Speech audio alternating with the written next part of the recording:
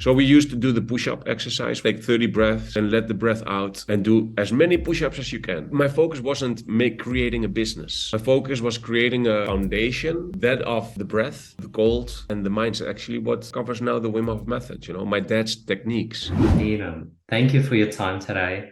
Please tell me and the audience a bit about yourself and your story. And then based on your story, I'll start deep diving into things that I think the audience will be interested in. But I guess give us like a quick summary. I know you have a long story. Yeah, quick summary. A summary about me. Like 40 years ago, it started. No, it's just like I'm 40. I just turned 40. Enahm, son of Wim Hof, of course. I built, work around my dad. He was really good in his beliefs, optimizing his body to do exceptional things, and I turned that into Wim Hof method. My dad was like Iceman, famous as the Iceman, but there was so much more to that, right? And his beliefs, captured me also. And so I started to work with him. Like that is 13 years ago, 2010, 2009. We did a first little travel. We wanted to do a canyoning and puenting expedition in Spain. I met him on the couch at my sister's place at that time, and we had these ideas to do these activities again once a year. That's in summer for 2 months in the Spanish Pyrenees, and there it started a little bit. The cooperation between me and my dad, right? And from one thing grew to another, and finally, it became the Wim Hof method, which has been practiced by millions of people. But about me, I'm his son, oldest, brother of four from the same mom. I lost my mom when I was young. My dad was always there for us, and that way we grew up together, and we're still together, all of us. And now I am having my own little family with my partner Julia, with my beautiful little boy Kai. He's incredible. I just said goodbye to him. It's like different world, right? And that's a little bit about me, and about what I do, I think. That's beautiful. What has it been like being a father, Enahm? And are there things that you sort of really liked when you were growing up from the way that your dad raised you that now you're sort of doing the same for your son? Yes, playing with him.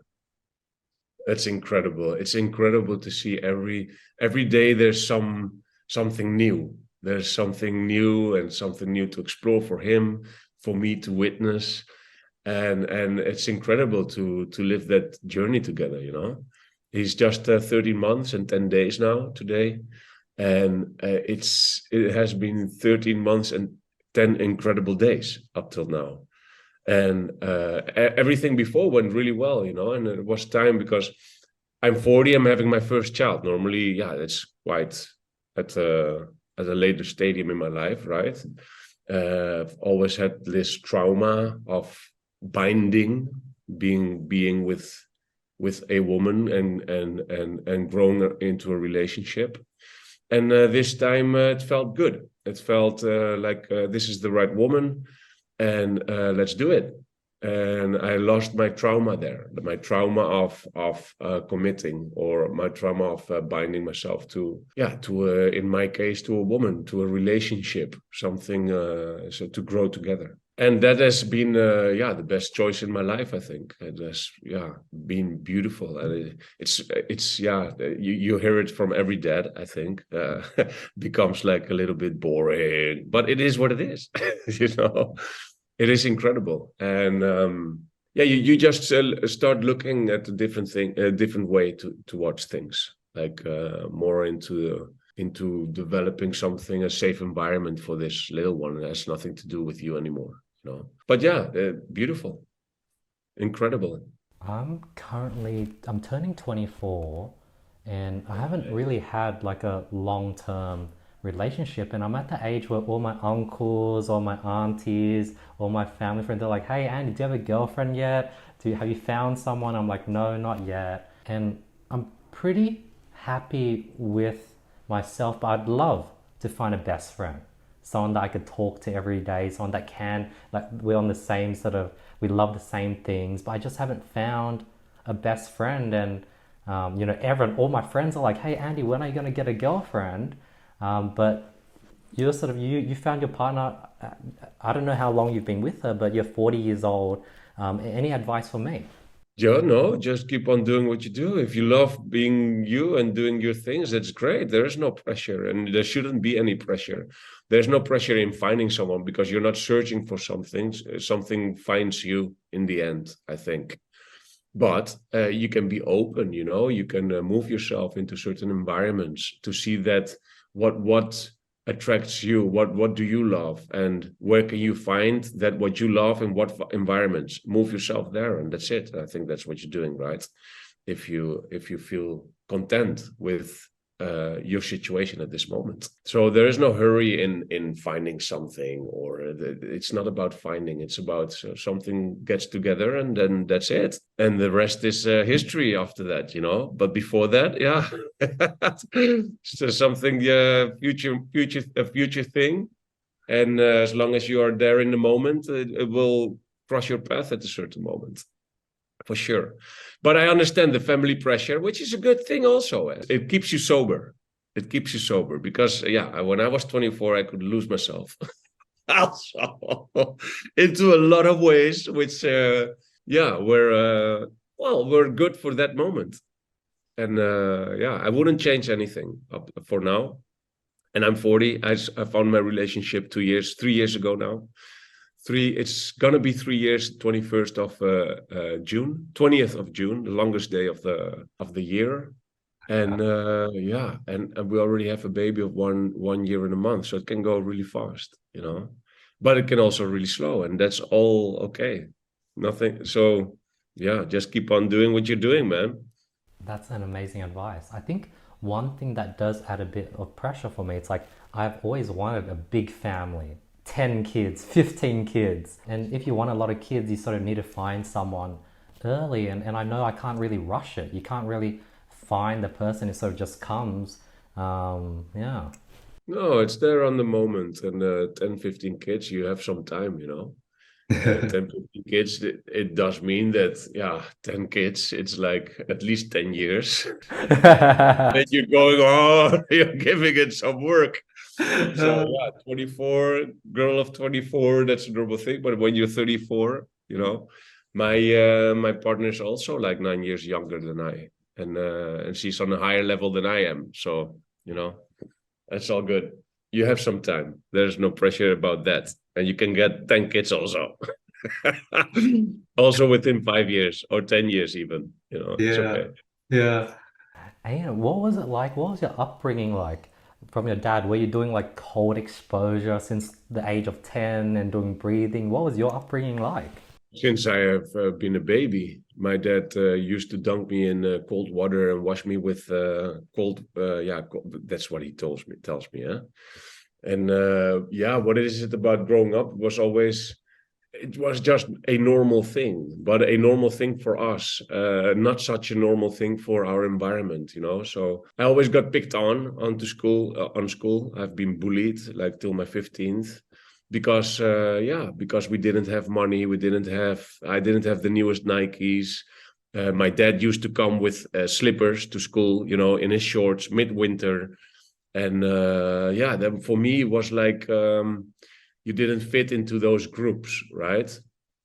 And yeah, that was a little bit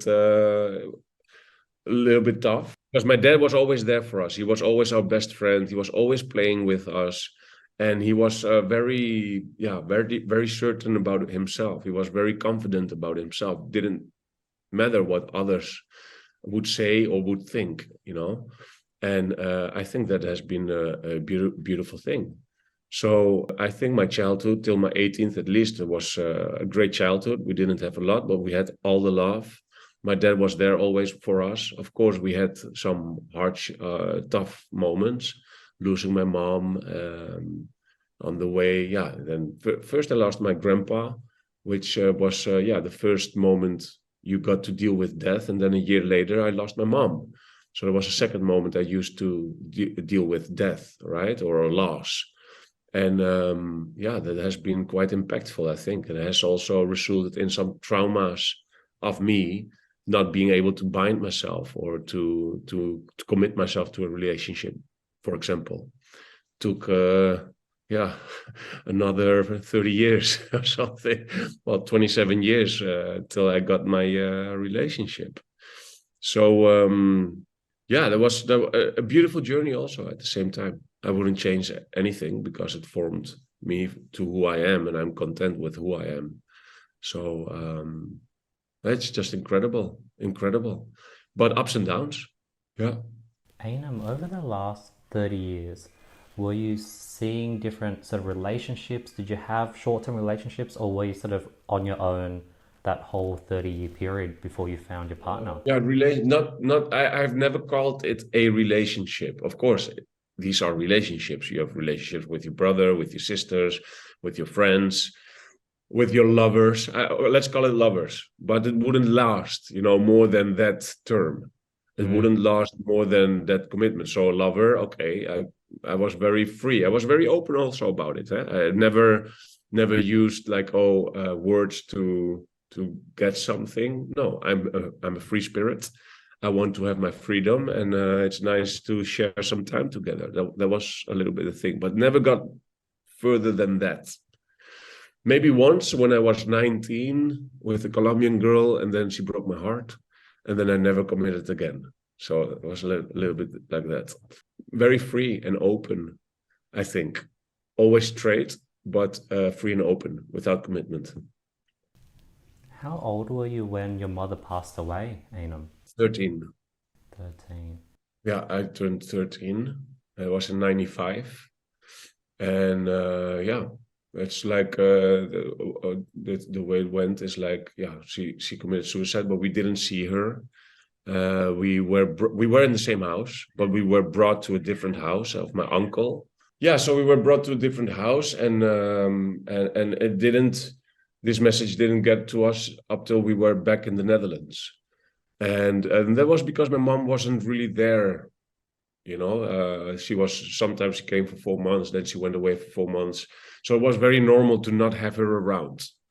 And we were taken to the other house. Then in the Netherlands, we were like, "Hey, where's mom?" And then my dad said, "Oh, mom is never coming back." And then, yeah, then we knew, of course. Well, I knew, my brother and sister still not.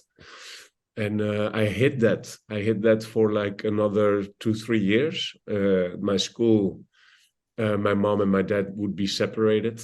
My mom would be in Spain, my dad would be in the Netherlands, because it was already enough drama around me, not having the means, having a dad that comes, yeah, in shorts and in slippers to the schoolyard was already too much. So I hid it. I buried it, crying for 2 years in my own bed, but never at school. At school, my mom and dad were separated.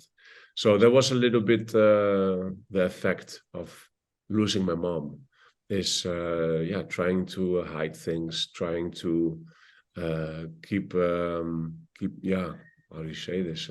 Keep a different story than reality, because it was already tough enough at that moment.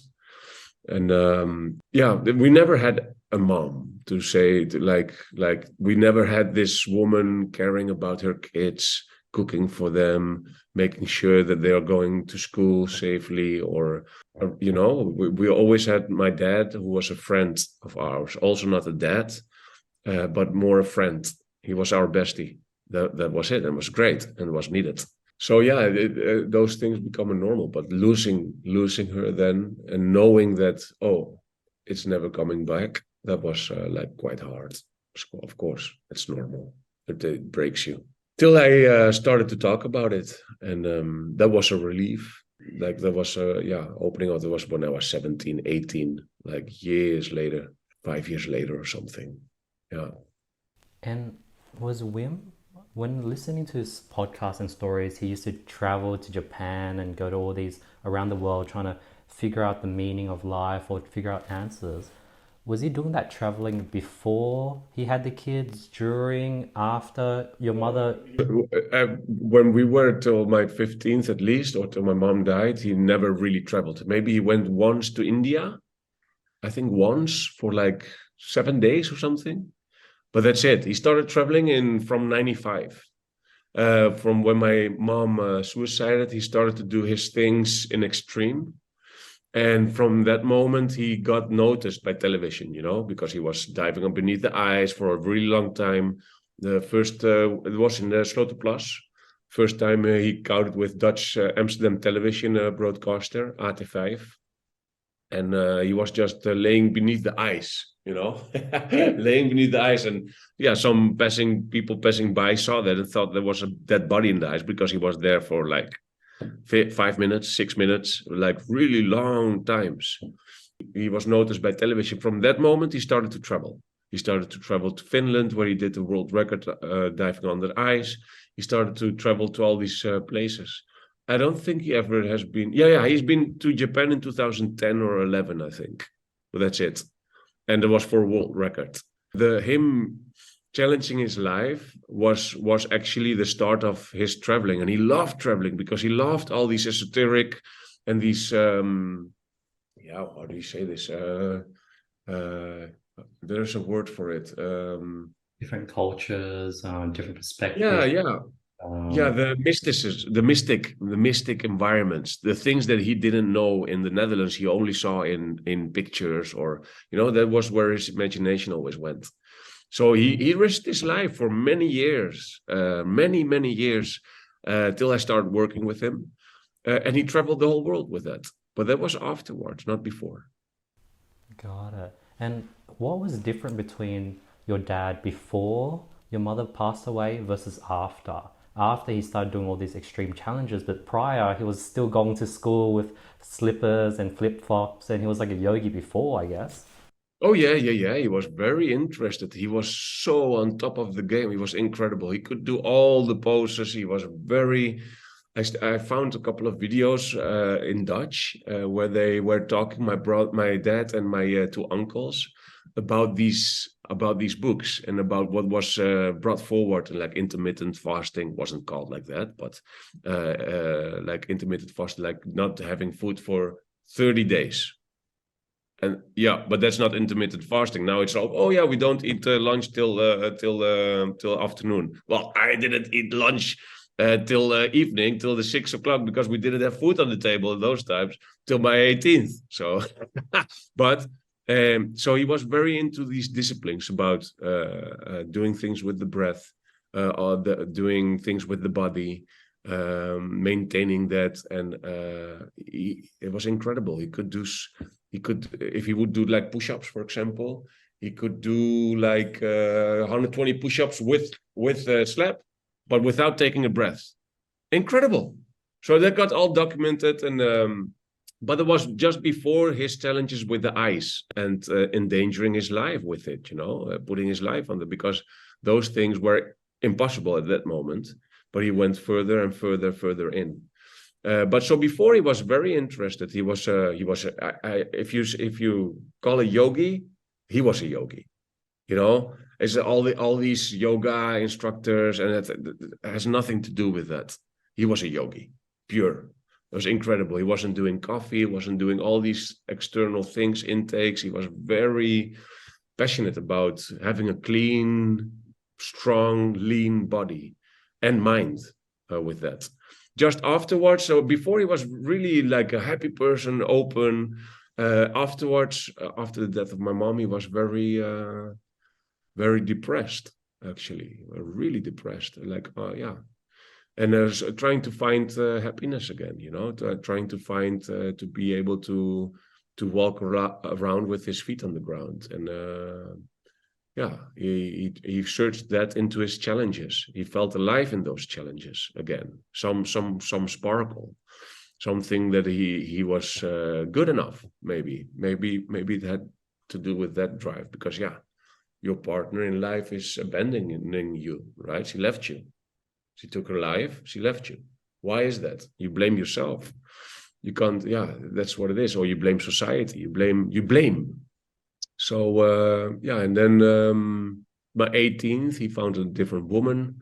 Then at my 28th, we got in touch together again, and he was still depressed. He was smoking, he was drinking, And that took on for another 3-4 years, to 2014 or 15, that he was depressed. Like not the person you see now is a happy, beautiful man with a mission. You know, when it's about his mission, he's a warrior. But if you see him on the street, he's laughing and making jokes, and really bad jokes actually, but very positive. You know, and that is something he found back maybe 7 years ago or something, I think. So there's also a roller coaster there. It hasn't always been the Wim Hof we know nowadays, but that's also formed him to be the Wim Hof he is nowadays. So a beautiful journey, I think. Wow, so before 2014, when he was doing all those crazy challenges, he was still in a dark place. Yeah, yeah. Yeah, I think the relief came a little bit. It started to come when he got acknowledged for his because before my mom's death, he knew what he found was incredible. After he lost everything, and then the mockery and the honing and people not having respect for what you do gets to you. It doesn't get to you when you feel confident. It gets to you when you feel lost. And that's what happened. And then the acknowledgement from science that he was able to influence his nervous system. And the first person in the world showing that the immune system and the autonomous nervous system can be influenced by will. That was the first person. Now you see all these breath coaches and breath master courses. Yeah, you can influence the immune system without bringing up his name. But yes, that was then not known. And that gave him a sort of confidence back, you know. He found something again. And that's what his drive now is. He wants to show that everyone is capable of that. That study got reproduced onto 10 people. Well, it's actually a group of 18 people who were trained. And then from those 18 people, 12 people got to be injected. You can read all about that study, 2014. I don't know if you got a link right now. I don't know the line of it, but that was a touch again with his confidence, and from there he grew out of it. He got this depression, yeah, behind his back, you know. And then Ainam, when your mother passed away, you must have been around 15, 16, 13, or 30. 13, 1-3. Oh, 13, 13. So who looked after you for the next 10, 15 years? 5 years, my dad, till my 18th, and then he found this different woman, and there's Carolina was a very smart woman. She fitted into society, something my dad didn't, you know. So he looked up to that. Even he was against this whole society, he looked up to those people, and he got caught by her. And then from there, from my 18th till 28th, we didn't have contact, me and my dad. So there was a big gap where my brothers and sisters also didn't have contact with my dad. My brother was 12, my sisters were 14, 16. I was 18, so for me it was normal to get out of the house. That's normal in the Netherlands. You're 18, you go live and do your own thing. But for my brothers and sisters, not. They were 12, 14, and 16, and we grew up together, more or less. Without a mom, without a dad. And he went with this woman and didn't improve his life, actually. He actually got worse, you know. So yeah, that's my dad best pal till my 18th. Afterwards we had to find out ourselves, but also formed us, right? We learned how to live life. We were really, I think I've been the happiest moment in my life was when I was 28. When I left everything, I gave everything a place, right? Loss of my mom, loss of the safe nest, because yeah, you're losing your nest. That's something when it happens first time, and then having to take care of each other. That is something. But when you grow out of that, that's incredible. It's one of the most rewarding things, or it forms you into something more beautiful, into something someone who appreciates life on a different level, I think. So yeah, that was that journey. How did you and your three younger siblings survive for that 10 years where you had, like, how did you have food, accommodation, money, and then your siblings had to go to school? How did you guys do that without a mum or dad? Yeah, so the old house we were living in, that was still there. It was a rental house from the suburbs, like the bad part of the Amsterdam. And eviction, there were of course eviction notes, but they can't throw out kids with But they did turn down the electricity, so we lived there for a couple of years without electricity. Then the dad of my neighbor, my best friend in that time, he passed away like 4 or 5 years ago. Charles is called. His dad had a like a house on the canals, and we were always welcome there. So, but his dad was an alcoholic. So what we did, we did like errands for him, and then we could stay there. That was a little bit the thing. But then in the Netherlands, there's also like a safety net. So my brothers and sisters, because they were still younger, got like 500. What was it? 500 guilders every 3 months each. When you're 18, it's gone. It's called kinderbijslag. That went to them. And I worked for my living since my 15th. I already worked. I worked by the side of after school. You would go to the Domino's Pizza. You would do the work there. I worked at Domino's Pizza, New York Pizza. I worked at Dekamarkt, which is a supermarket. So that's the way I provided for myself. And them, of course, they got some money from my dad, whatever he had, because it was like it's a social security loan. So they had some money for food, but not the growing up with the parents. Yeah, that was the way we survived. Yeah, At a that's certain moment, one euro, because there was afterwards I was studying, and all I had left was €1 a day to buy my food. That was the lowest where I got. But I was able to pay my studies by myself. I was able to pay my little rental place, and so yeah, it's just surviving in a first land, because we're not in a third world country or something. We're in a very safe environment actually. But when you don't know the rules, it's also like it's also surviving for sure. got it. Did you move out on your own, or were you living together with your three younger siblings? No, I got kicked out by Caroline, the ex of my dad. Yeah, suddenly we had to sit on table, and she said things about my mom that was, yeah, I was like a little bit rebellic about it. So I was kicked out. Then my two sisters were kicked out, and then my brother left by himself. He came to us because he couldn't bear it. She had two other children, and he was like being picked on a certain way, and he just left there. But yeah, my dad stayed. That's the way it went. Got it. So your dad was still in Netherlands, but you guys didn't live together. You just didn't communicate for 10 years. Yeah, yeah. I saw him on television, and the first time I saw my little brother, I have a half brother, Noah, was on television. Was oh, you got a new child? Okay, that Oh, was a surprise. For example, then later he got another one, but made out of love. Eden, it's a beautiful little boy. He's 5 now. So my dad is a dad. He's not a grandpa. He's a dad. But he's now also, of course, he's grandpa now. But he's got the dad role now. And but all these things needed to happen.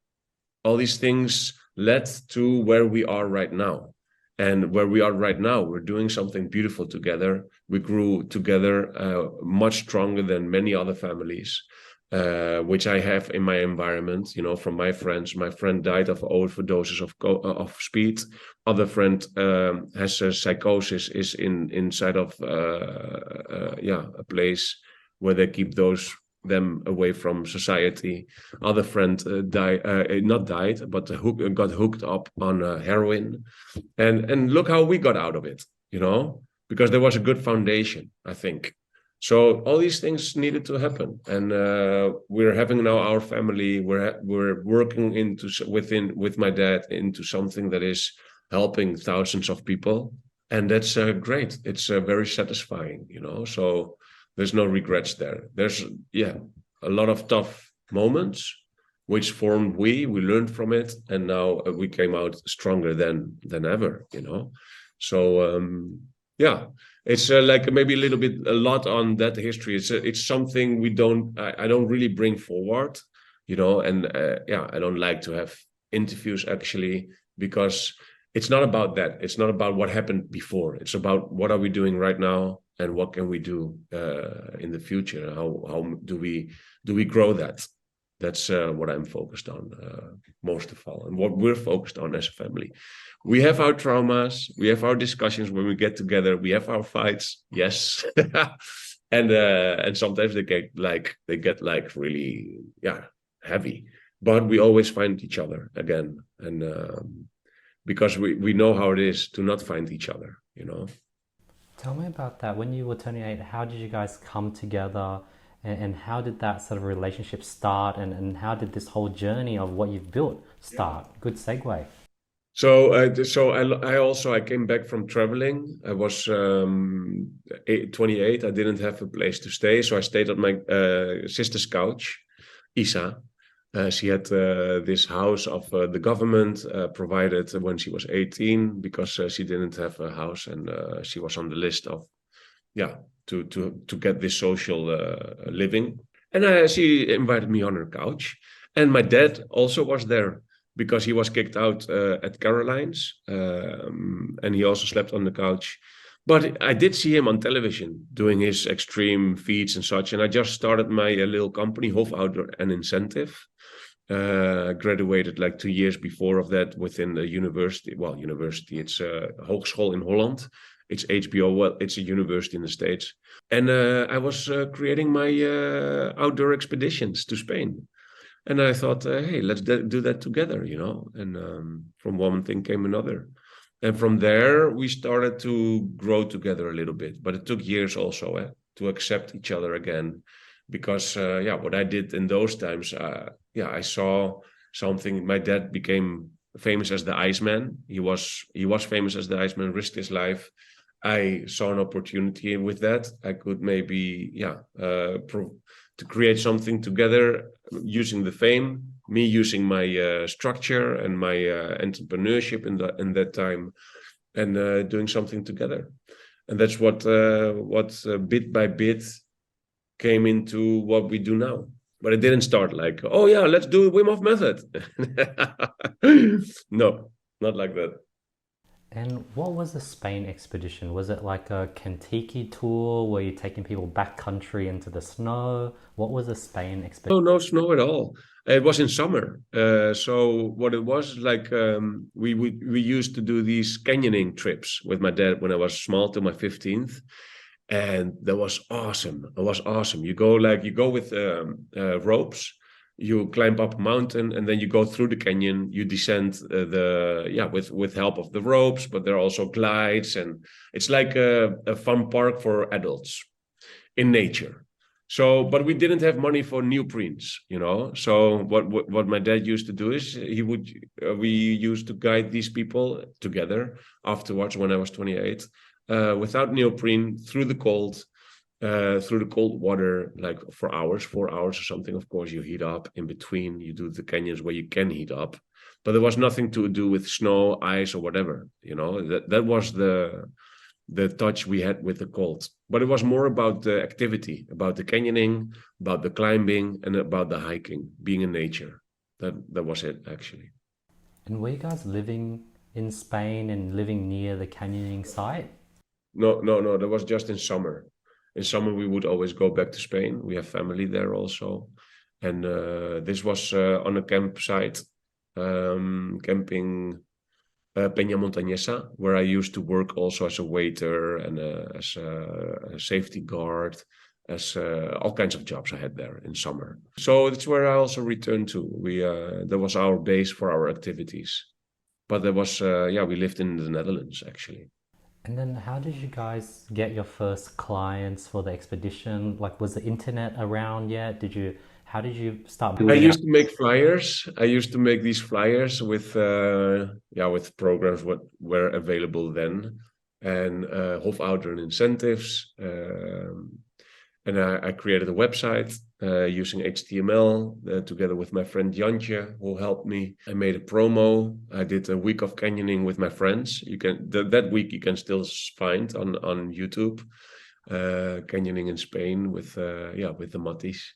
And recorded that with the little GoPro's first version, and was the first underwater. Before the GoPro, you had an underwater camera of Samsung, I think it was.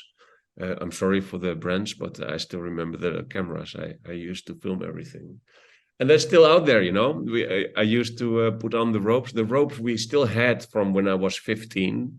My dad had them in Poland, so we could pick up those ropes and create the pointing, where you jump backwards from a big bridge. I used to make the construction, and which I learned from my dad. And that was our activity. We had a promo video, we had a website, and we had some flyers. And that's the way. But the first trip was maybe we had like four people attending, 2 weeks. But with that, because I had a second-hand Volkswagen Transporter, and that would fit 4 people in the back seat. And that's the way we did it. The first 2 weeks, that money went to repairing the Volkswagen again, because after the second trip, it broke down. After the second trip was great because we had the trip already done. So then I had to repair my Volkswagen. And at a certain moment, we started to do workshops in the Netherlands because, in Spain, you only have two months where you can do canyoning. You can do canyoning more, but it's not fun. And it's difficult because, in the months, 2 months, people get holidays, and July, August, they do the canyoning and that kind of stuff. But in the Netherlands, we had to do something also. So we started to give workshops, still without ice baths. And my dad was starting to teach people what he was always doing, his breathing exercises and a certain way of, and his yogic exercises. It was focused on that. Till we introduced the cold water plunge. We went into the water like in 2011, I think, of the park, in Westerpark, Amsterdam. And we saw that people loved it, because before no one would do ice baths and such if you wouldn't be a top athlete, and even there, it wouldn't be up. People were not doing ice baths nor breathing exercises. It was not done. People would look at you like, what kind of crazy person are you, But my dad took everyone, like 8 people or something, took them into the cold water then, and we saw what kind of effect it had on people. They were doing something they didn't think they were going to do or were able to do, and came out stronger and happy and full of energy. So we introduced the ice bath. And from there, we did the workshops. Till 2014, we've been doing it for 3 years. At that moment, there wasn't a lot of intention towards it. But from 2013, 14, when the science came out, and then it became booming in the Netherlands. Our workshops filled up till 50 people every time, 3 days a week.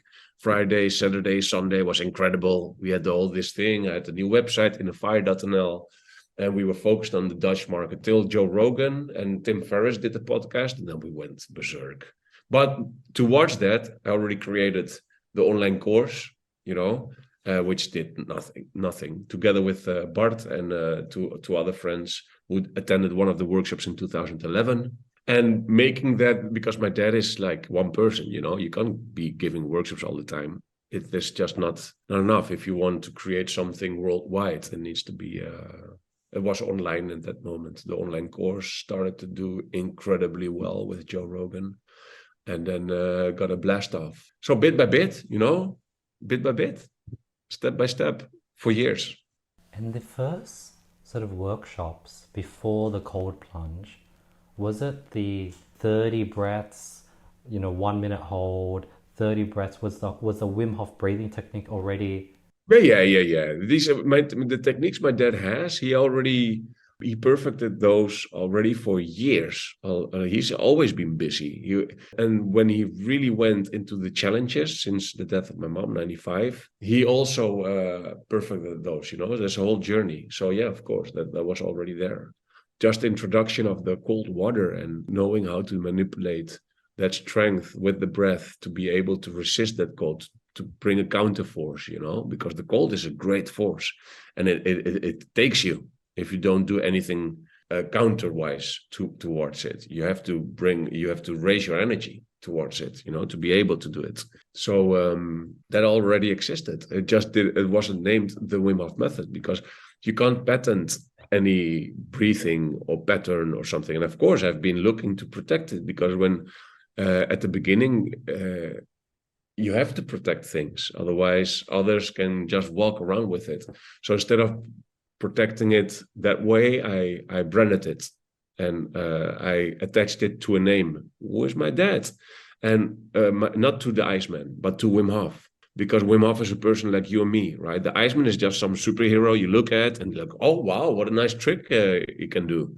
But Wim Hof is like a person, and a person you can maybe not identify yourself with, but see as like, okay, this is something I can adapt. Or because he's like a madman, he's like this natural force with a beard, but something that can relate to people and they can take away. I can learn something and adapt it or apply it to my own life. That's what we did. So there was also growth of a personal growth movement, and we got into that place a little bit to show people, hey, these are simple techniques, but look what you can do. So we used to do the push-up exercise, for example, take 30 breaths, then let the breath out and do as many push-ups as you can. And people were doubling their push-ups, for example. So that way we showed with an experience, not with words, but with an experience, do this and look at the output, amaze yourself.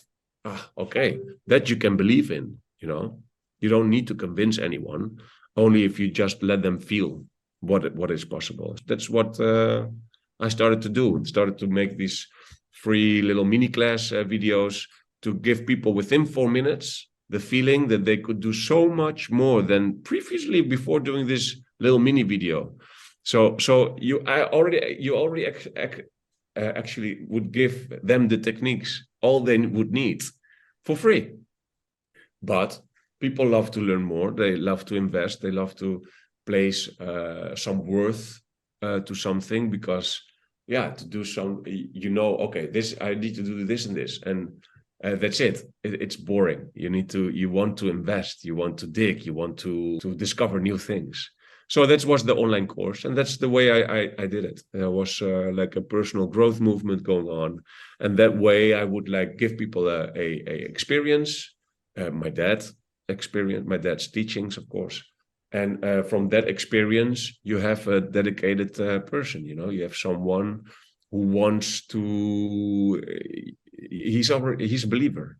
He became a believer, and he just wants to support you and do and learn more. That's a little bit of the way we got to the Wim Hof method. How did you scale so fast? Like you did an amazing job in a very short period of time of really branding the Wim Hof method, getting instructors, having it accredited so that these Wim Hof instructors are worldwide. In Australia, there are people who are, Wim Hof sort of breathing instructors. So you did it so well. Did you just do it all on your own, Enahm, or did you have business people around you, mentors? You scaled it amazing. No, it's just learning by doing. And of course, I met people like Bart Pronk. Bart Pronk is a really good friend now. He's one of our level 3 instructors also, and he helped us out because he was into marketing, and he helped us out with creating the online course. He wrote it out together with two people who attended our workshop in 2011. So the online course was the thing to scale it. The instructors teachers course, the first course we did were also 4 people. That was in 2014, 13, something like that, 2013, when you just started. And I just created these booklets. We would have the fundamentals, the basic course, the advanced course, and the teachers course. 3 modules where people would come. I would place the exercises of my dad in, a little bit of explanations, and with the scientific explanation, it's where actually the instructor's course started. Would translate the scientific explanation from Radboud University into something that people could read.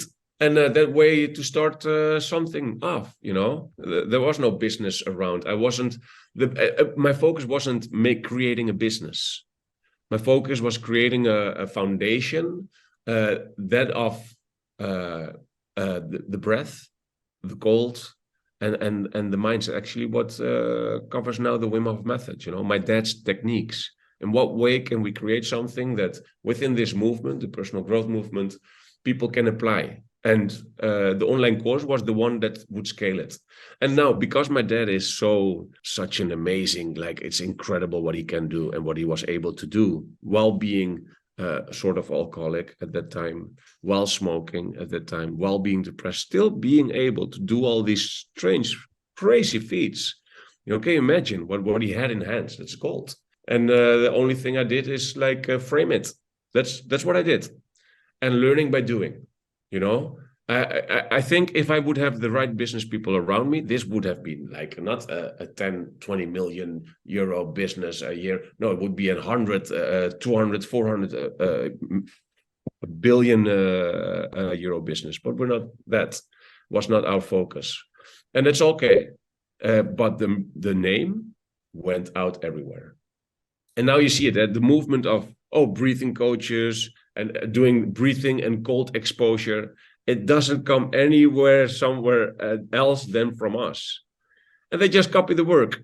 It's okay because we want to create this movement.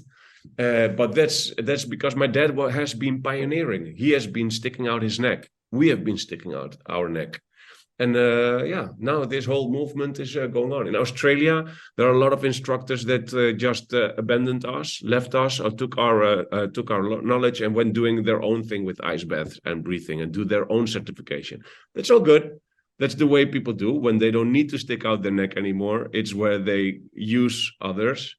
And then, wait a minute. Now we have all this whole field to grow in and but that's great. That's good. That's just a sort of, how do you call it? We can be proud of that, But as a businessman, I did not such a good job, I have to say, You did an amazing job being able to build out the course, get the name out, being able to even think about having instructors do it worldwide, being able to somehow get people, hey, if you do the course, now you can teach other people, you can build a business out of our so you did an amazing job, Enahm. Oh, thank you. That's thank you. But as a business point, I think I did I did not the job that Wim Hof method deserves, But that's okay. The name does get out of there. It does help thousands of people. So from that point of view, from my dad's point of view, he's getting to fulfill his mission and fulfill his goals. And that to me is great because I stand behind those, those are his. And I stand behind that. And I'm very proud of that. I'm very proud to be able to support such a beautiful thing. And I also have to learn. So, but the primary focus was to get this out. And I think that has been done greatly. Yeah. Enahm, what's your current focus with the Wim Hof brand over the next 5 years or even today? Yeah. I get it because I never look in 5 years or these kind of plans or business plans, or I don't do that. I look at, okay, what is going on now? I'm actually at this moment, I've been 3 years 3 years being taken hostage within our own code, because when we started 7 years ago with the website, there were not these systems which are very easily to make. No, we had to do everything custom made. And now we're being taken hostage by that, having everything custom made. I had a lousy developer who did a lousy job. Then you get so much stress and shit over you because the website needs to work. And right now, my primary focus is to get the foundation back on track. And then the foundation at this moment is not the brand or the name that is out there, and it's accepted. It's accepted that breathing exercises and cold exposure is great for the health. And if you do these specific breathing exercises, you can see all these people who are beating all kinds of disease. We're not bringing that forward, like, hey, you can beat this and that disease, but it's happening. And these are like, people who are talking about it. So that foundation is done. Now I want to have the foundation done to create a safe environment for our instructors to be able to promote themselves, to bring and to help my dad with his message, but also earn their living, because that's the primary income stream is now for our instructors. And I just want the website to be working perfectly for them. And so that's my primary focus. It's not within 5 years, it's within 6 months. And then I'll have time and room to think about optimization, to think about improving things. But at this moment, for the past 3 years, taken hostage by our own code. That's what it is. Costs a lot of money. And then people ask, hey, but why are you charging €4 for the app? Do you know what I'm spending? You don't know what I'm spending. Hey, we're doing good, eh? It's not that we're doing bad. And I'm happy that we're doing good because it gives our space to be able to do good things in this world. We need that space. Otherwise, yeah. So we're doing good, but it can go much better. That's what it is. So I'm trying to get that foundation. That's my focus now at this moment. There's no 5-year plan. There's never been a 5-year plan. It's always now. That's beautiful. Yeah, building like right now we're building out studying.com, our education company. It's so hard to find developers. I worked in a startup in San Francisco. The developer held our app hostage and wouldn't give it to us. It's tough. Yeah. So you work with developers also. Oh man, what a shit house. It's not normal. And the worst thing is I don't have any development skills. So I don't know what they're doing. And they can tell me anything. And it's like, I hate it. I hate it because I don't have control over it. I can't put my fingers on, and it just happens. And every time it's more and more expensive and more expensive. And wow, I'm paying 10 folds what I've been paying like 4 years ago. But the same thing exists. It's incredible. I don't get it. So yeah, I'm trying to tackle that one down. I've considered just like learning how to code just so I could be able to, but like, It's not something I want to do. So, now what I'm trying to do is to find the right people for the right spot, people who love to do what they do, because I don't want to invest my time into that. I want to invest my time into other things. And meanwhile, that everything goes well, I'm also okay. But I wanted to make it better also for the 1,000 instructors we have. They are making their living, with it. And of course, if they are making their living, we're making our living, and they are our spokesman. So that's my focus now, to get this back on track and to find someone who's good at it and who loves to do this, some CTO or something, I don't know. For the app, I found my cousin, Eric. Eric has been, with Salinas, went from 14 to 150 hostels. I don't know if you know Salinas. He's been a big part of that, and he's family of ours. He's great.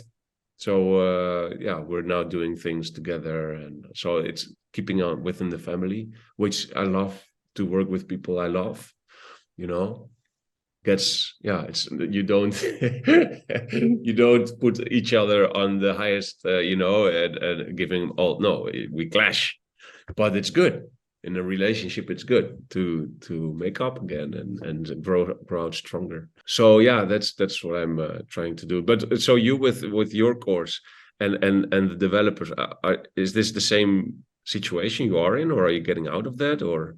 so the app, that situation was maybe 2019 when I was in America. We were working on this healthcare app and 4 years ago. Wow. Because you're four, just 24, right? yeah, so I was working in the startup when I was 19. 20. Wow, that's impressive, man. I was like getting drunk and stoned at those times. Yeah, so I got lucky. Really, like my situation's very lucky. Just another thing I was curious is like your upbringing. Like I came from single parent. Dad wasn't around. Low income, bullied. All my friends had the cool Nike backpack or the jackets, and I had to figure out how to make money if I wanted to buy those cool things. And that led me to become a business person, me to where I am today.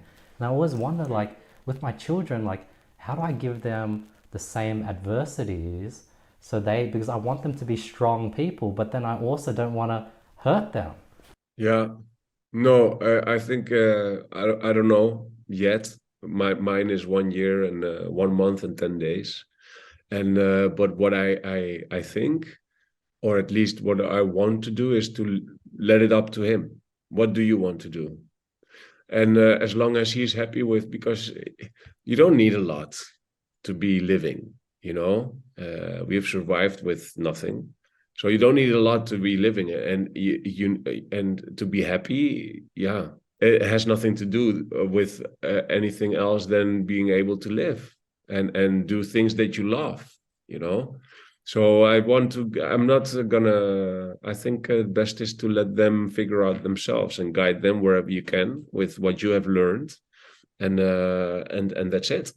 And no pressure on that. They'll create their own pressure to do the things that, oh, this feels good, you know. And as long as they stay off the drugs, well, sometimes you can do something. It's okay. There's no pressure, I think. I don't know, but when I was 13, I also, like, I used to, this dad of my neighbor Charles. He was a businessman, and he showed Charles, he was 13, how to buy PlayStations, convert them to chip them, and then sell them with 10 games. I learned that. In a certain moment, we didn't have anything, but I, in my room, was the one with 14 years old that had a widescreen, like these fat wide screens. I had the stereo installation with the cassette recorders, and I had everything I wanted by just looking at what they were doing. So you just gotta be the example, Just do what needs to be done, what you think is okay, and then let them do the rest. They'll pick it up. Just living by an example, I think. I need to improve a couple of things with my own, but I have some time for that. I think that would be the advice. I'm not 100% sure about it, but that's what I think. And you're so right. Like, it's a very similar trajectory. I remember I went from not having any clothing, not any shoes, and all my friends having all these branded things. And then I just started buying and selling, bought from Gumtree, Craigslist, resell on eBay.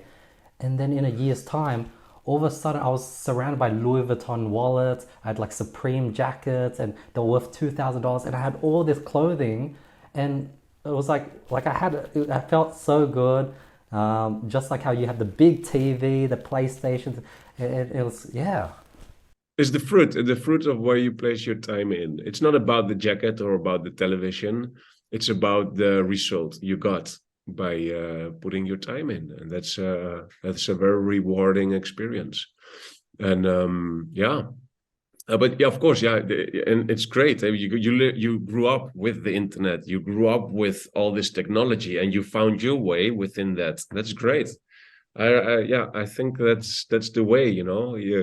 You see an opportunity, or maybe you don't see it, but when you see it, you grab it, and that's what you do. You see that has a result.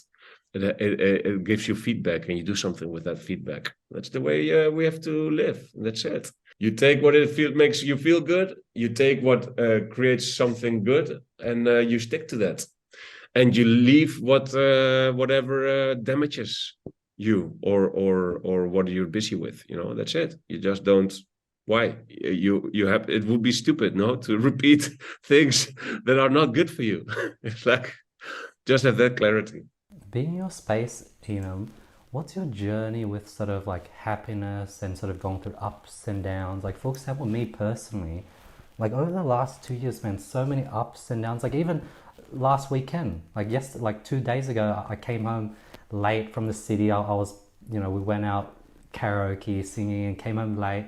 And then the next day, I was just like down, exhausted. And I think maybe 2 weeks prior, I was productive, had a lot of momentum. But even within that momentum, I think there was like a 2 or 3 days in between where I just felt down and I had to push through to get work. But I'm learning how to embrace it, feel it, not question it, and search for happiness.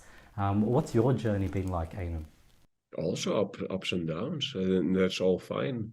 And I still encounter those. You don't have ups without downs. you would have the Netherlands. And the Netherlands is a flat country, I can tell you. Like, okay, maybe we have a hill somewhere, but that's it. Very boring, actually. Should be happy about your ups and downs. It's good. But if a down comes, but it's more of a like if a down comes because you party too much or you've drank too much, then maybe there was something under the skin that made you go party and release that. What is that? It wasn't the party itself. That's already you went too far with that, because party is great, to have party and to have people around you and be able to dance and do these things. There was something else that made you, yeah, feel down those days. And what is that? Yeah, you can ask yourself. But the important thing is that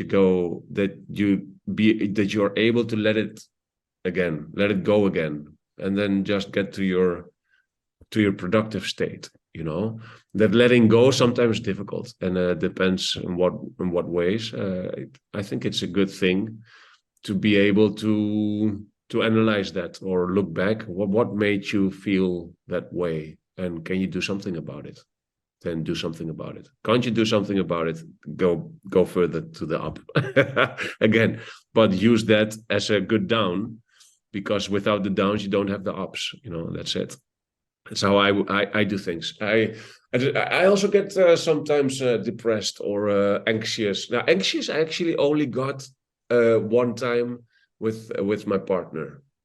Yeah, I don't know what happened, but I got anxious, like, but depressed for sure. Yeah, or unhappy, or not content with what I'm doing. I always say I'm never really happy. I'm most of all content, and sometimes I'm happy, and sometimes I'm unhappy, which is all right, because it's not something continuously. It shouldn't be. It would be crazy if you're happy all the time. Then it's all the time. It's just a normal, and there is no happiness in normal. It's like, yeah, there is no up and down. If it's here, there's no ups. It's if you're Cool. like here, it's all the way like this. It's like, yeah, it's the same. Looks the Yeah. same. You know. One thing I've been noticing is like when I do go out, if I go drinking or partying, the next day my willpower is much lower, and I start going on social media, I start going on YouTube, and all of a sudden my brain just craves dopamine. It wants more interaction, it wants to eat something nice, and since my willpower is very low, I keep consuming, and it's sort of like I'm craving. And then like even today I've gotten back to work, it's Monday again, and I've been intermittent fasting, but today at midday I just wanted to eat something, and I couldn't stop myself, and I ate, and like my body was just craving stimulation. If you're in touch with your body, that's okay. You got to do what you feel. If this thing of you can do two things after a good party night out, when we got drank too much, that is, or drink less next time, or do some Wim Hof breathing. When you feel like hangoverish, and before you have eaten anything, you wake up. I know it's a little bit hard. Open our app, do our breathing bubble, or do a YouTube. It's for free on YouTube. We got all kinds of, like, 27 languages. We want to create all the languages on YouTube for our breathing bubble. But do that for 11 minutes and see how you feel. And I'm sure you did it, but maybe not after drinking, because after drinking, you just want to, yeah, fuck it. You don't want to do anything. You want to lay down in bed, but do it just for fun. Just, next week, you didn't plan to go out on Saturday. Go out, get pissed, and then the next day to the breathing, just as a little experiment. We have to be experiments. We have to be the researchers, right? So it's all beneath the flag of an experiment, not of drinking. So just yeah, do that. And otherwise, if you don't want to do that, then drink less, and that's it. Yeah. And when you're sort of doing the Wim Hof breathing, like what's happening? I'll sort of share my experience, and you can tell me like if I'm on the right track. I've been doing it for the last 90 days every day, and doing the 30 breaths, holding it. Now I think I can do around 3 minute breath hold at the moment after 3 rounds. And then I've noticed that when you're holding your breath, in order to hold your breath for that long, you're sort of really forced to slow your body down. Really feel it. Feel your thoughts. Slow your brain down. Slow your heart rate down. And sort of, you're really forcing yourself to slow down. So it's like meditation, but a much higher level of meditation, because meditation, you're still breathing. You're not forced to clear your mind. But in this state, I'm forcing myself to clear my mind. And all of a sudden, I'm like getting more and more self-aware. And I'm also noticing that, after I take in a deep breath, I'm starting to try to move the oxygen around, and I'm starting to slowly learn how to control my body and get self-awareness. And I feel like this whole journey has just been me starting to become more aware of my body. And also, maybe when I hold my breath for 30 minutes and I'm wanting air, adrenaline starts coming, and that also flushes out the body, and that cleans your body. That's been my experience so far. I don't really know the science behind it, but yeah, what is the Wim Hof method? Me neither. I also don't know the science about it. That's my sister. And for not feeling these downs, I just drink less the day before. That's my way. No, I'm just joking. First of all, it's not about the times. It's about what you were describing afterwards. This feeling of flushing the negative energy out and feeling good afterwards. Then you did it well. It's not about the 3 minute breath hold. You will encounter days that you will do maybe a 2 minute or 1.5, because you got something more going on within yourself. But if you feel better afterwards, then you've done it well. And just continue till you feel better afterwards. Yeah, maybe you need 5 rounds, maybe you need 3 rounds, doesn't matter. And the science behind it, you can read all about that. I'm not going into I'm not a teacher myself. I'm busy with other parts of the method. I can, of course, tell you things about it, but it's better to read about those.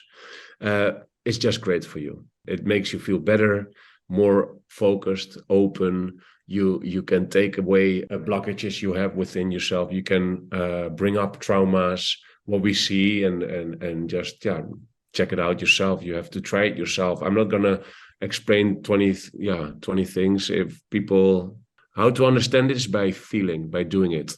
Do it. If it feels right, it is right, and keep to it. And that's it. Ainam, do you do the Wim Hof breathing method daily? Do you do cold showers or? No, not daily. I don't do it on a regular base. I do it. I do it. For example, 3 years ago, I broke my arm, and I got 2 plates, but because it was an external break, so my bone came out. There was infection on the bone, and because the plates are on top of it, they can't treat it with antibiotics.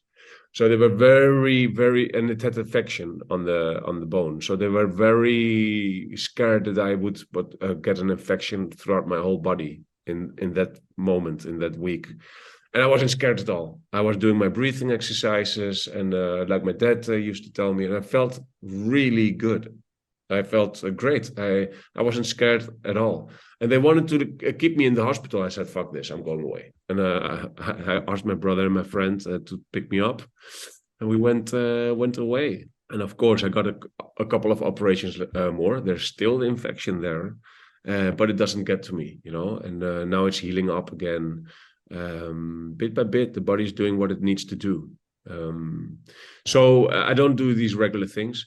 I do take a cold shower sometimes when I feel that I want to take it. I try to take deep breaths when I feel anxious. The other day, I did those, and it felt great. So I'm trying most of all to be aware of how I feel, and do the things with that. I see the breathing. If feel right, and I do the breathing, it's like a trip. It's a drug. It's insane. I get like crumbled up. So it's also my work. It's my dad. I don't want to give him too many credits, I need to be against him a little bit. So I'm not going to do what he tells me what to do. Yeah, yeah. Because, he tells me every day, man. He says, "Hey, go do some breathing. Go take the ice bath. You really should do it." I said, "Dad, man, fuck this. No." So, but yes, I apply it when it's needed, and when I feel that it's needed. but I don't do it on a regular basis. But sports is also great, and I know I have to do sports because I like working with the computer so much. It made me like welcome. I don't know. So if you can see it, see my neck. Yeah, I'm the same. I think I'm the same. Yeah, the only way to get rid of that is by moving and by doing sports. I know about it, but I don't do it. Yeah, it's like I wake up, I go to my baby, I do things, I'm with him. I love sleeping. I sleep till 7:30. I love it. I go to bed at 10, 11. I love it.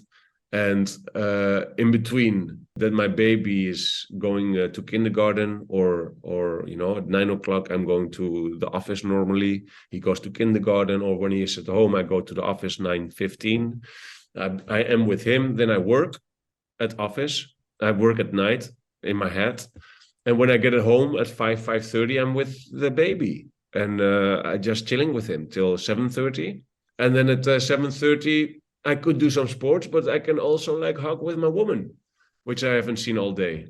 And that's what I love. So I can make room. I can wake up earlier. But at this moment, I don't have enough motivation to do it. I need to feel the motivation. So I feel really content in how everything goes. I'm okay with my neck. I'm okay with my back. I don't nag about it. It's there. I know it. I'm aware of it. But, well, I'm okay with it. So Yeah, it's the same thing, like with my breathing and my ice baths. And of course, I can tell everyone, yeah, I'm doing it every day. And it's just not true. So there you go.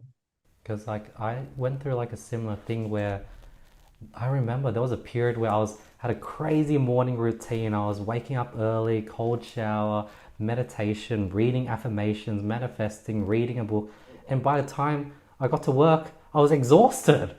I was like, this is Can working the stress you out, opposite. man. Yeah. I was like, When healthy habits stress you out, they're not healthy. I yeah. can tell you. Diets also. If you are so strict with being this or being that, is stressful, man. It's not good for you. At least not for your overall happiness. And of course, you can be this. You can see like your environment is doing it. You fit into a certain environment. You can move yourself there, and maybe that's a rewarding thing.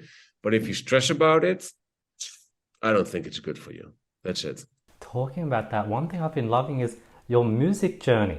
You're like really good with the instrument. Tell me about that, Enahm. Like you have and that's becoming popular. You know what I've been seeing, Enahm? A lot of sound healing.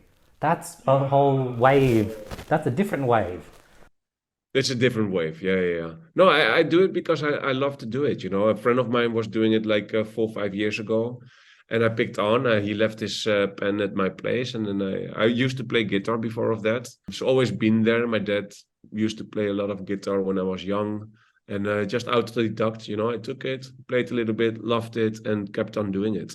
But it's just a hobby. And then when I broke my arm, I couldn't even do it for years.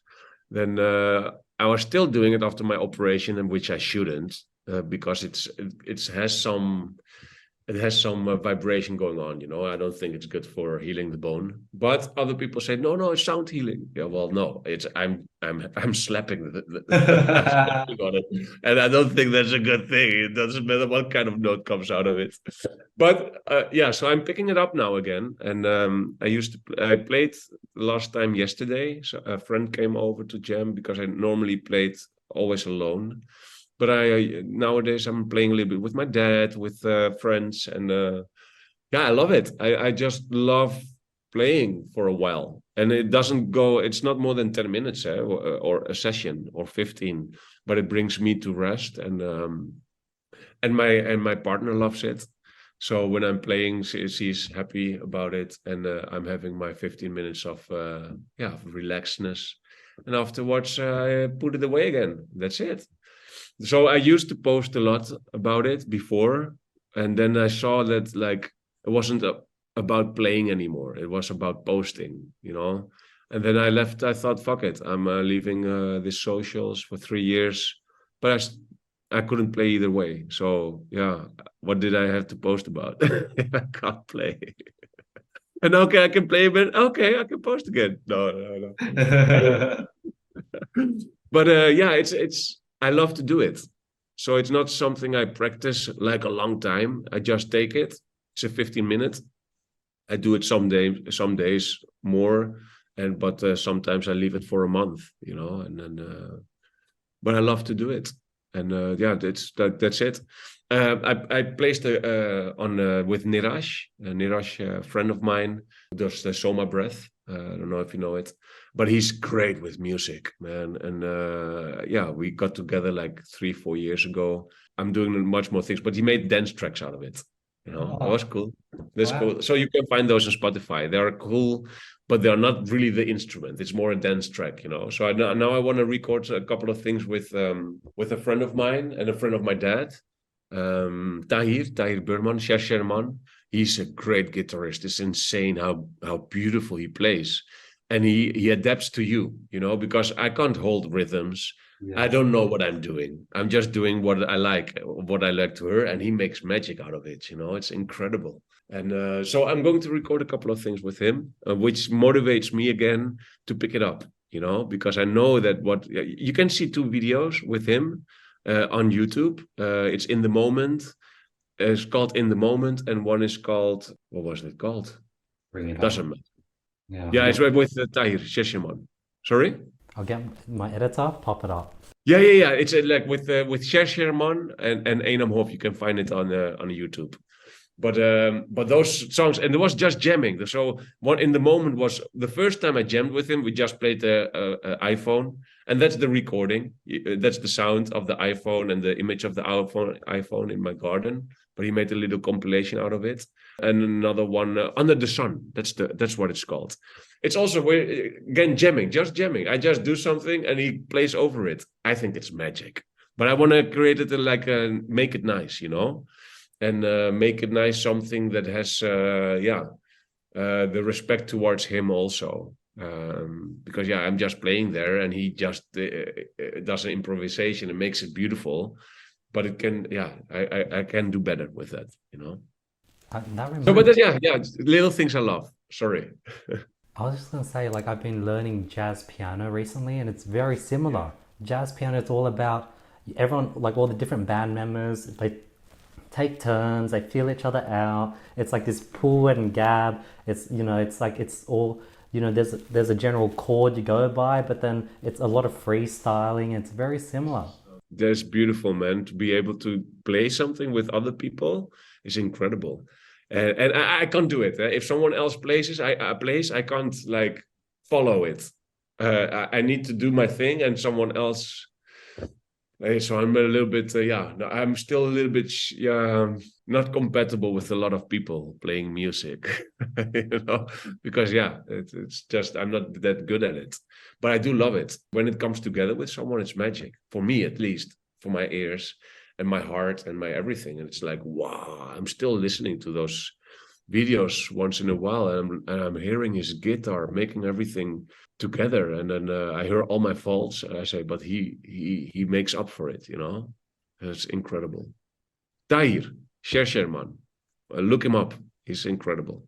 I'm the exact same. I struggle with counting beats. Like it's not natural to me. I'm more logical, analytical. But I'm starting to learn how to feel the music, learn the counting. It's tough, yeah. Yeah. Maybe not something you want to do, but if you want to play with others, you need to. Yeah. Otherwise, it gets out of tone. It's horrible. Yeah. That's fucked up. Hey man, if we encounter each other someday, you're in Europe or so, we'll play some together, see what happens. Oh, Both it's not gonna being be able like to count. Holy shit! But it's gonna be fun, that's for sure. One thing that I'm realizing, like I'm currently on this journey of trying to figure out that balance, and you're sort of in a very similar trajectory. I'd love to get your thoughts where, like, sometimes I'm just working all day. Recently, I've been doing a hard stop at 5 p.m. I go on an afternoon walk every day. Sometimes I'm doing meditation every day. Sometimes I do it when I feel like it. Right now, I've been doing a thing where I wake up, I change, and I go straight to work. no more morning routine. So it's always this trying, and then sometimes I'm a period of saying no to everything, no partying, no drinking. Now I'm in a stage of saying yes to things. So there's this constant sort of wave. I'm trying to figure out that balance where I don't want to do cold showers every single day forever, but then I know if I do nothing, it leads to a sort of downward cycle. So it's trying to find that balance, I guess. And I think what you shared was really insightful. It's like you do it when you have the motivation and you need to do it, but you don't force yourself to do it, because the moment you force yourself, it's no longer positive. Yeah. Yeah, I think there's like for everything there, for every situation, there is something you can improve that or do something with that. I think a routine. I'm not a believer of routines. I don't. I think routines suck. But for me, yeah.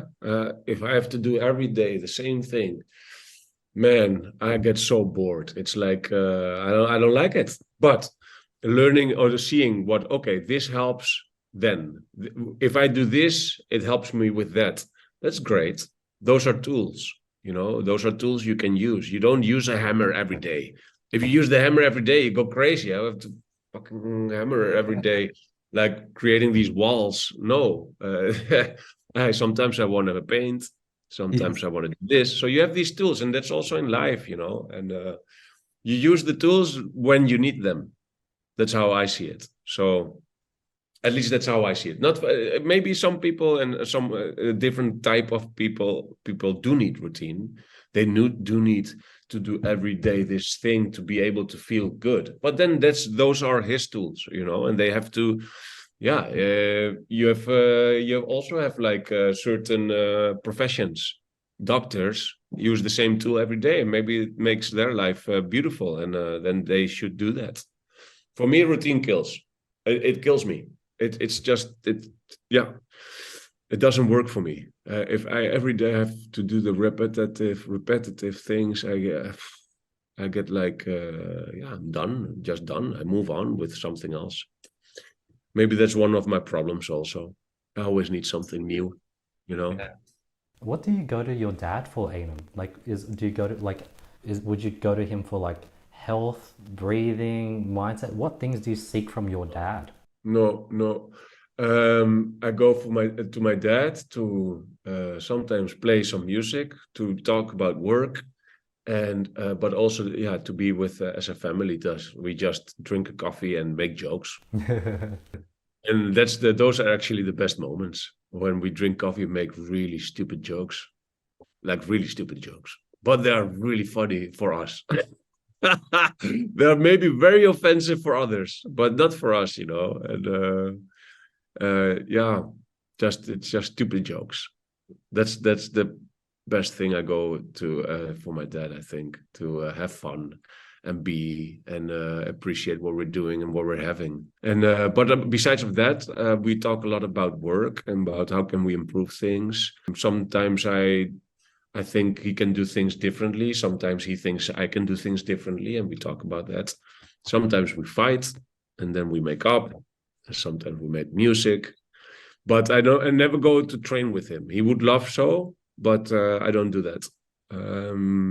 He always goes, "Hey, let's do this exercise." This, and I got no, but I got my arm. No, you're right.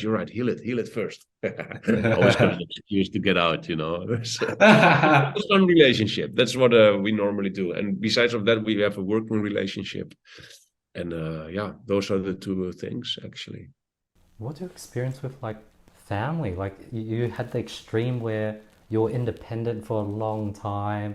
Now you're sort of really family-like. Like for me, I think I'm really close with my sisters, my mum, but I also know that my mum is very different to me, and if I spend too much time with my mum, I'll go crazy. So I try to like have my space, but then I love my mum. I appreciate. I know she loves me, but if I spend too much time with her, I sort of become her. Yeah, but that's normal. Then don't spend too much time with her. I do the same with my dad. At a certain moment, I go away, or he goes away. He's also done after an hour or hour and a half here. He's like, I want to train. I want to do things. I don't want to sit here on the couch making stupid jokes all day. Yeah. It's everyone needs their space, and that's all okay. Did you always want to do something together with your dad? Because now I'm thinking about my dad. My dad's always wanted to do something with me, but my dad, he's in business as well, but he's never been successful. He's always partnered with the wrong people, and like like it would be hard for me to work with my dad, but he always wants to do something with me. Yeah, I don't know. Yeah, uh, I can't talk for you, but I do think that it's important to, like, in what way doing something with you. Something with you can also be like, okay, it can be hard, but can be also, because of that, very rewarding. And if you can have a sort of influence on your dad, and your dad can be with you, you can be with your dad, it's actually a beautiful thing. Find something not so difficult maybe to do together. If you have a certain knowledge or a strength you possess clearly, then why not share it with your dad? It's your family, you know. And maybe he's just asking for some advice, but he wants to do things with you. But maybe he's just asking for some advice. And dads are like, there are dads are dads. Dads don't ask for advice to their kid. It's, you know, so it's I think a very beautiful thing. But check it out. It just on that thing. Hey, Dad, look, just be clear. I think I have a lot of things on my plate, but let's check out and what can we do together? And we'll plan so much time for it. Just set your boundaries, and that's it. But doing something and him wanting to do something with you is cool, no? It's your dad. You're Yeah. right. You're right. That's a very good insight. I need to sort of really figure out a different angle, because like my dad's always coming with like he bought a nail salon, and that's not working. He wants to go to Papua New Guinea to chop down wood and sell wood. He wants to, start up a farm, and he has like sheep and duck, and nothing is working. Yeah, but it's cool that not everything needs to work. But he needs, maybe it's this thing that he needs to find something he's passionate about, but that also gives it back something. And maybe you can guide him with that. Like that would be incredible, no? If you would succeed in that, that would be incredible. It would be very satisfying, man. Right? I never thought about that. You're Maybe you right. can see it as a challenge. Yeah. But Yeah. it shouldn't be a burden. It shouldn't be a burden, because something that drags you down, you shouldn't say yes to. But if you can see it as a challenge, then why not? Just find something you can grow in together, maybe. I don't know. I don't know. And My it's dad never asked me for my help. He actually says he doesn't need my help. But I know he does. So I just give it to him. And in your situation, I'm sorry. At 11, I got an appointment at. No, but I'm loving the. If you have any questions more, we can continue this a little bit later. But at 11, I have an appointment at the office, so it's like for me a 15-minute drive. I have 9 minutes to prepare. But okay. if you want to do some other day, continue this, because I really like the questions and where we're going to together. It's like some insights from your side, some insights from me, and I love where it comes together, you know. So I would love to give you some more time and have some more time of you. But otherwise, or we continue or we finish it off. this is perfect. I think we can sort of wrap it up, and we can do a part two in the future. Ainam, where can people find more about you, follow you on your music journey, follow about your dad, what you're working on? Please, where should people go? Well, of course, our website, wimhofmethod.com, our YouTube channel, Wim Hof, if you search for Wim Hof. And yeah, if people want to practice, we have a great app, which is a freemium. I know it doesn't work well, but doesn't matter. You download the app, you can do the exercises. You can do the exercise my teaches.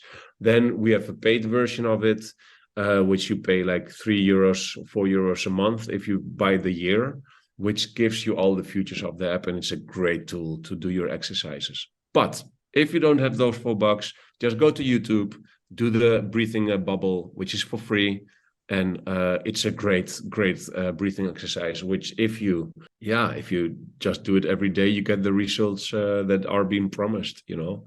And if you feel right with doing it, just continue doing so. You don't need to spend anything, you know, for that. But that's a little bit about it. If you want to find my music, you go to Spotify, search for Enahm Hof, Enahm. Everyone writes it differently, and okay, even when I write it down in my email, people write it back like that. You wrote it well, so I was like, okay, Andy's cool. No, but yeah, and that's for the music. If you like to hear some music, what I play. And otherwise, on my Instagram, there's a lot of instrumental, but I don't really do a lot on Instagram nowadays. But do check it out if you like the hang drum. We'll bring everything up. We'll put all the links in the description below. Easy does it, man. What I liked here was the conversation, and if people want to find us, they will find us for sure. I made that possible, you know. Thank you so much, Ainam. I really appreciate you and your time. I love how honest you are, transparent, and even how you're just like a student of life and you're still trying to figure things out, and you have this level of self-awareness and humbleness and sort of that eagerness willing to sort of share. And then your story as well. Like, I think it's such, this is the first time I heard it. Like, you went through so much and it's so impressive how you sort of made it. Like, you can't, like, it's insane how you looked after your family, your siblings, all on your own, like when you were 18 and they were, young. So it's amazing, like, journey, and I really appreciate you and your time today. No, you're too kind, man, and your voice and your presence is very calm and relaxed. Thank you for that. I'm always a burst of, but I try to be like relaxed today. But thank you very much for saying this because I really appreciate it. Sometimes I'm being seen as the dick or the asshole because I need to be. I get so much bullshit around me and around my dad. Everyone wants to do something for him. And oh yeah, no, yeah, and you get all kinds of strange things around you. So I try to not be influenced by it. But so that means a lot that you said this, and thank you very much. So anytime you want a second run, I'm there. Okay. Thank you so much, Ainam. You're on this beautiful journey, and I just love hearing it. Guys, this is another episode of the podcast. Hope you guys got value. If you guys made it this far, I really appreciate your time. I'll see you guys next week. Peace. Cheers, mate.